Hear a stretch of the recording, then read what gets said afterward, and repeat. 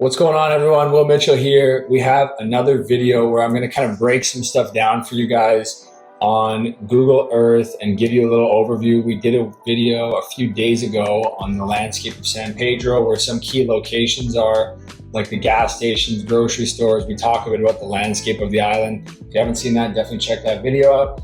Today, I want to talk to you guys about when you come to Belize, where are you going to land and how does that look? Because we often have people ask us, when I fly in, where do I go? Where do I go after that? So we're going to give you a little bit of an overview here. So right now I'm zooming in to show you guys the Philip Goldstein International Airport, which is just by Ladyville here. So when you fly into Belize, that's the only international airport in Belize. So you might have heard there's other airports that could be built. At this point, it's all hearsay.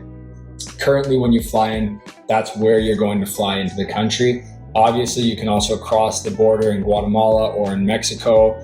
In Mexico, you cross in Chetumal. It's something we do frequently. Right now, there are some limits on the land border due to COVID and the pandemic. But overall, pretty much all travelers that are watching this will be coming from that airport. So when you look online, it's the Philip Goldstein International Airport. For perspective, here it is. If you're flying out of there to one of the locations in the surrounding area, like Ambergris Caye, Caye Caulker, Placencia, San Ignacio, Corozal, any of those, what you'll do is go to one of the local airlines, either Tropic Air or Maya Air. When you land in Philip Goldstein, you'll go through, you'll clear customs. Right now with the pandemic, they still have the health security checkpoint where basically they'll just check that you have a rapid test within 72 hours or a PCR test within 92 hours. And after they've reviewed that, you can clear through that medical area, clear customs, and get your bags. And then customs immigration, then when you have your bags, you walk out, and Tropic Air and Maya Air are right there. So very easy. They run the flights to Ambergris Caye pretty much like every 30 minutes with both airlines. The prices vary. Usually it's around 70 to 100 bucks. So yeah, that's the quickest way to get to the islands or to any location in the country. You get beautiful flights over, you see the beautiful landscape of Belize, and that's all in the Philip Goldstein Airport.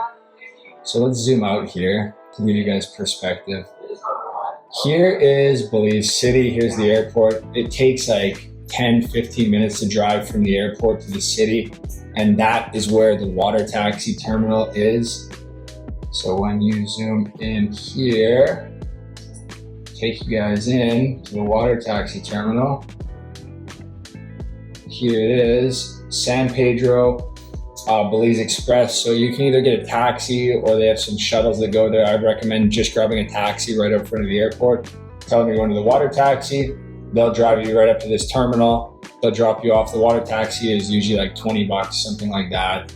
And it takes about an hour and a half to get to the island from there. They also run to Caye Caulker and San Pedro. You obviously can't go take the water taxi to any of the other areas. If you're going to Placencia, you would either drive, San Ignacio, you drive, or would fly to those locations. So let's zoom out here for a little more perspective. So the water taxi would then take you up here, and you'll basically boat up to San Pedro or to Caye Caulker right here. Or if you're flying, you'll just fly direct, and that'll take about 15 minutes. If you're going to Placencia or to San Ignacio, you would either drive down the western highway here. This is San Ignacio, so it's close to the Guatemala border. Or you would drive south. This is a new highway they're building. It's called the Coastal Highway. It's definitely gonna make that trip shorter, but right now it's still under construction. So taking that, I've done it a bunch. It's definitely a bumpy ride. You think it's gonna save you time. At this point, I would say it still doesn't. It's easier to take this highway right here and then head south down into the peninsula here and just basically drive in through here. So that's how you would get into San Ignacio. If you're going to PG, which most travelers probably won't be, it's more of a laid back kind of location.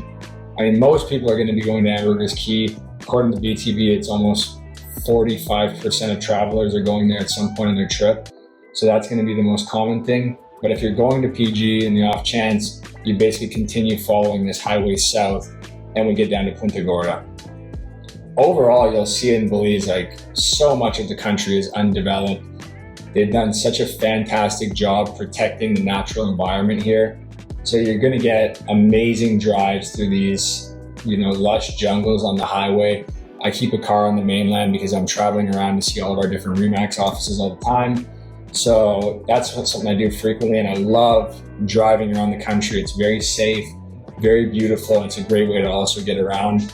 So yeah, I mean, that's just kind of a little overview. If you're going north, basically to Orange Walk or Corozal, you'll head right up to these northern highways and head up to Corozal. And here is the Mexico border where you would cross. At this point, like I said, the land borders are a little bit trickier, but yeah, that's kind of a little overview of getting around the country, traveling in, what it looks like. If you guys have any questions about that, shoot me an email. I'm happy to go over it with you, or have the RE/MAX team go over it with you. And as always, guys, we can't wait to see you down here in paradise.